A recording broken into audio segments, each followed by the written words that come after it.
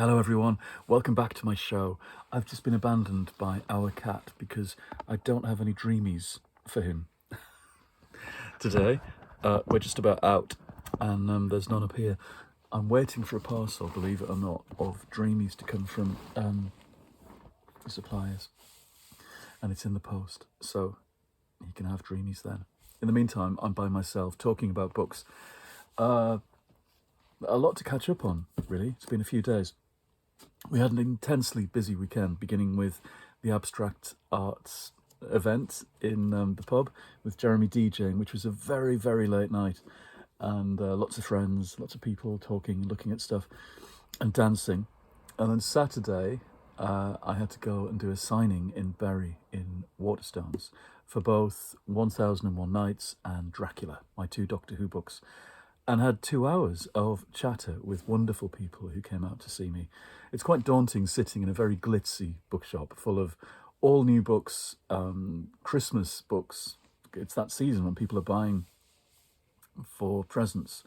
And how wonderful to have people come and see me and buy multiple copies of my new books for presents for themselves, and to bring old books, sometimes going back 30 years, of mine for me to sell, for me to sign as well.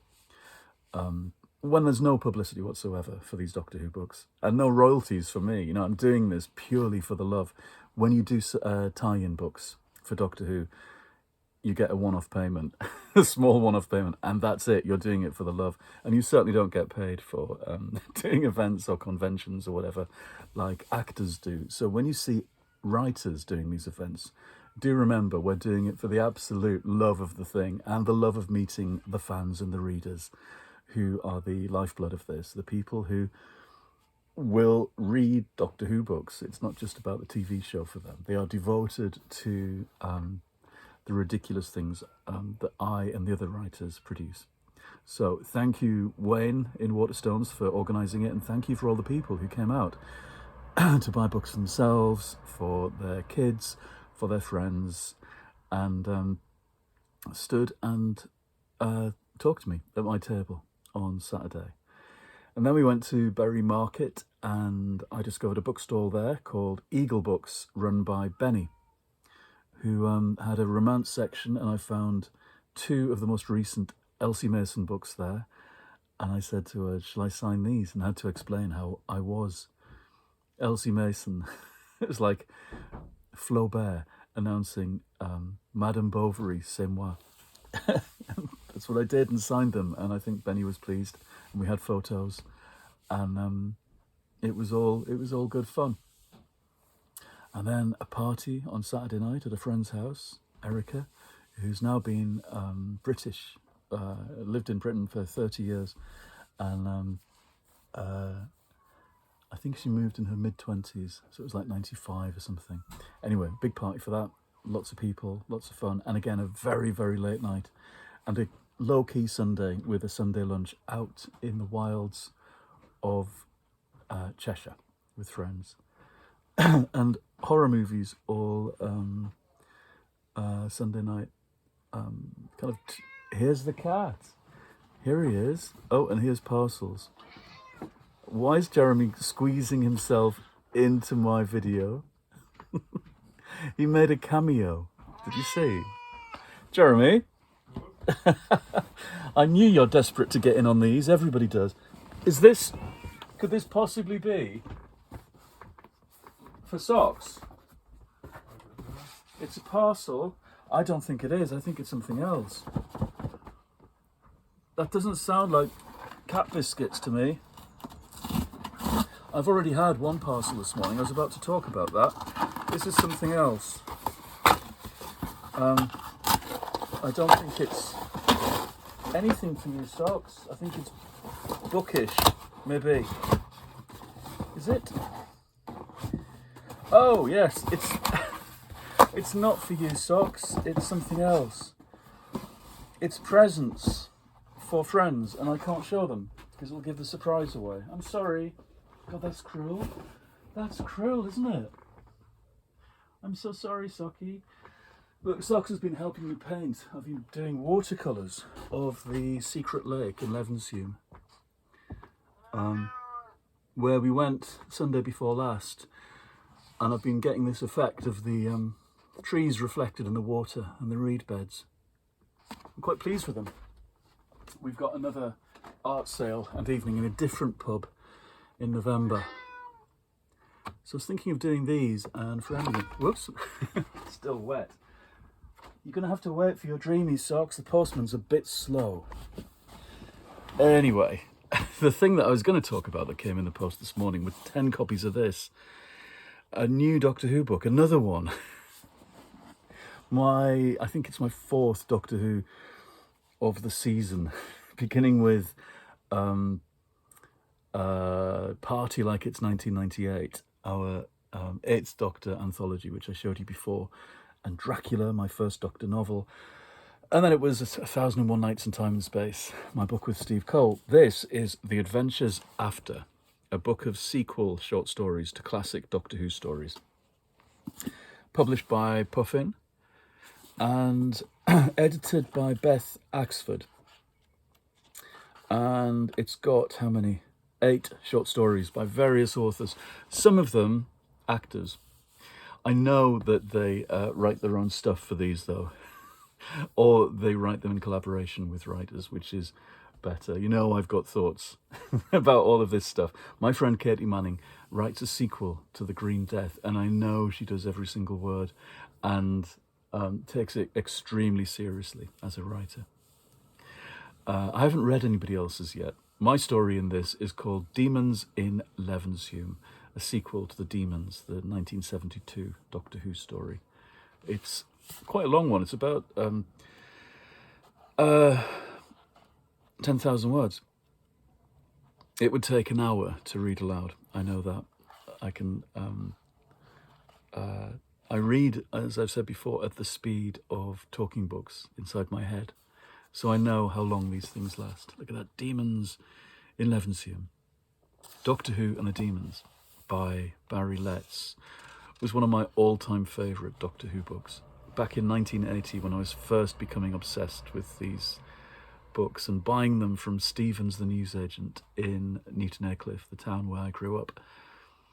The Demons was one of the first I got that didn't have Daleks in.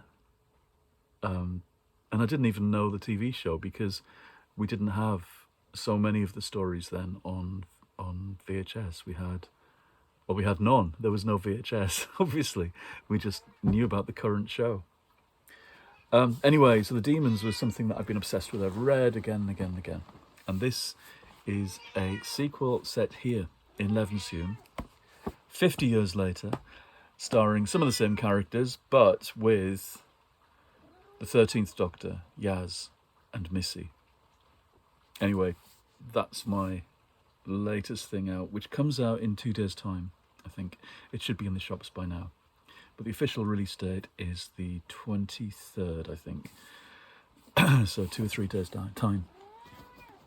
In the post on Saturday, I got a lovely parcel from Dave at Scarred for Life podcast. If you remember, a few months ago, the famous and marvellous podcast Scarred for Life interviewed me for a full episode about things that terrified me on TV and film and in books as a child and comics.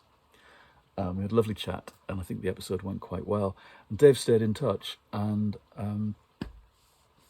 popped up last week on email saying he had a bunch of vintage science fiction books that he thought I'd like, and would I like them? So he sent me them, which is really kind. I love that when people do things like that. The circulation of these things. It's a little note on the first one. Polaris by Sheldon Perkins from, I think, 1979. The tagline on the back is Intergalactic Strife, which would be a good title, I think. It looks like a kind of 70s rip-off of Star Wars and things. There's a whole bunch of these, and they're very, they disappear, because when there's a vogue for something, people produce knockoff versions or parodies or come on, or rip-offs, and I love that. I was a kid who went to see Star Wars at the pictures, but I also went to see Battle Beyond the Stars and Battlestar Galactica and Future World and all the other movies that were coming out to compete and try and grab some of that attention. Fritz Lieber, A Spectre is Haunting Texas, with that hilarious cover. Socks, we don't want you in front of the camera. I'm sorry, but you can't sit there and I haven't got anything to give you yet. You have to wait for the postman. Christopher Crockett LaCruz is an actor, an extrovert, and a ladies' man. The Socks, people. Come on. To most inhabitants of post-World War III, he looks outlandish, even sinister. To their women, he looks... Socks, you just keep showing your bum. People don't want to see a cat's bum hole on YouTube. I'm trying to read a blurb out. Earth looks equally odd to Scully. Hormone treatment has turned Texans into giants and their mech slaves into unhappy dwarves. It's just crazy. Perilous Planets, an anthology of way back when futures, edited by Brian Aldiss. From Orbit Books, sometime in the 1980s, I would have thought. Oh no, 78. A lovely anthology, floppy paperback. And a Badger book. I began the year talking about this British imprint of pulp science fiction, written by, this is Carl Siegfried, The World That Never Was. I believe that a lot of these were written by the same few people who turned them out like a kind of cottage industry in the 1950s, I believe. Let's have a look. I can't see. But it's science fiction for a very particular era. After Doomsday, A Murder Hunt in Space for the Destroyers of Earth, Poul Anderson. Now, it's that kind of era of science fiction where you think somebody decided, let's have... It looks like a giant prawn with breasts on the cover. And that seemed like a good idea at the time. Earth is dead, murdered from the depths of space. But how and why and by whom? Poul Anderson, as versatile and ingenious as ever, admirably confirms with this tale of interplanetary terror that he is the possessor of one of the most awe-inspiring talents. The words are kind of falling down a crevasse on the back. So that's a lovely parcel from Dave at Scarred for Life.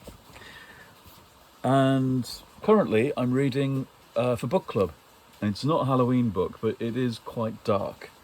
Butcher Boy by Patrick McCabe from 1993. A book that I missed out on at the time. I don't know why. It's an Irish novel from a kid's point of view. Quite dark and disturbing. The thing that it reminds me of the most so far, I'm only 30 pages in, is The Wasp Factory from about the same time, or maybe that was earlier, by Ian Banks, when you've got this slightly twisted child's point of view and this scary world of adults around you.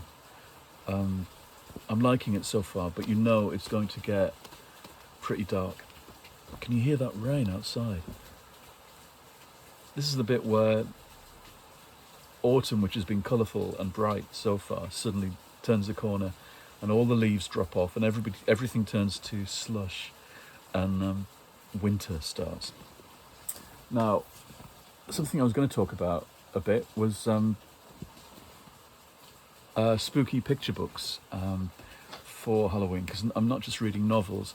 I do go back to some of my favourite picture books and larger format books, and really books meant for kids, but I have to go back to them, like Rotten Island by William Steig or William Steig.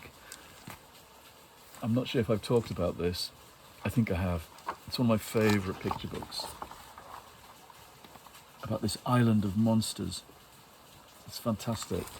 It's the kind of pictures and the kind of story you would do as a kid. I'd love to do my own version.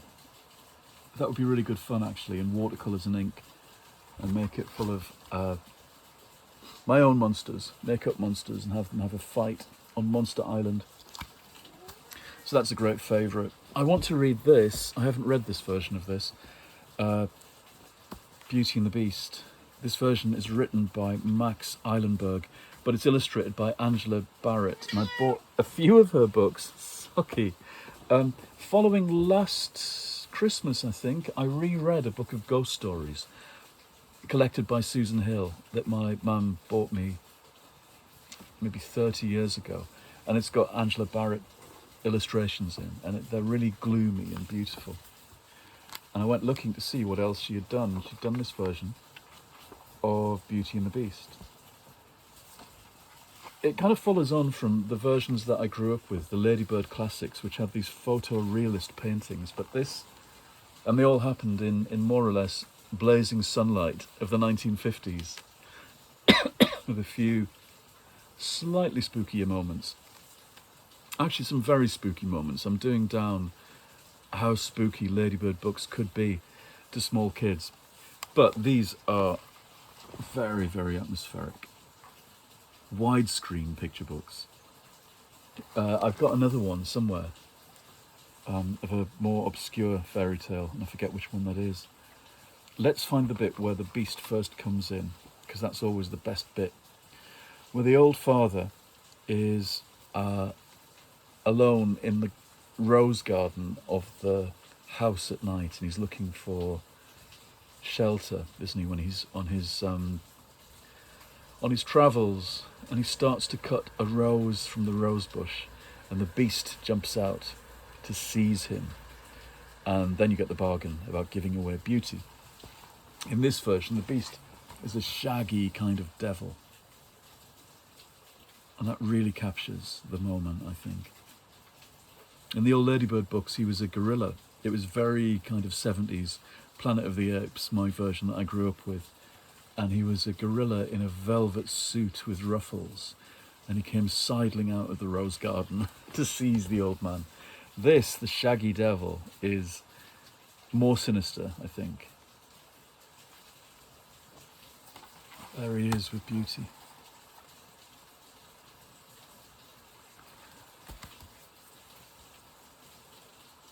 Anyway, I'm looking forward to revisiting this tale. Look at that. You know, in this era of people just unthinkingly producing AI images, because all you have to do is type a few words into a search engine that then goes off and filters elements of other people's creative work from down the ages, from across the world, and mashes them together into this kind of uncanny soup, and produces endless crap, you know, that's not anybody's actual work. It's really important and lovely to go back to the work of somebody idiosyncratic and peculiar, and work that's very atmospheric and unique, like, for example, Angela Barrett in this book. What else have I got for these quicker, easier Halloween reads? I always talk about this, don't I? Gustavo, the Shy Ghost, by Flavia Z. Drago. There's a couple of other books. I bought the others as presents last year. I just love this. I love the artwork. I love the style of it. And I love the sentiment too. I wish there'd be more books like this when I was a kid, all about outsiders and queer kids and strange kids who don't fit in, bonding together and making gangs and being happy together, having been shy and lonely. Oh, Sucky. Oh, what's the matter?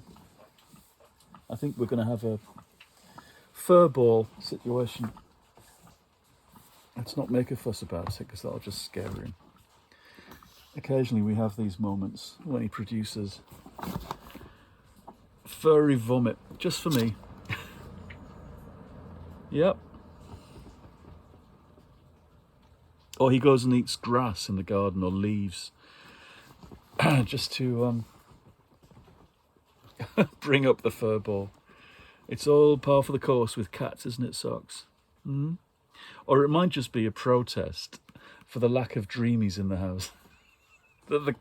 He suddenly starts vomiting on my reading chair. Thank you, Socks.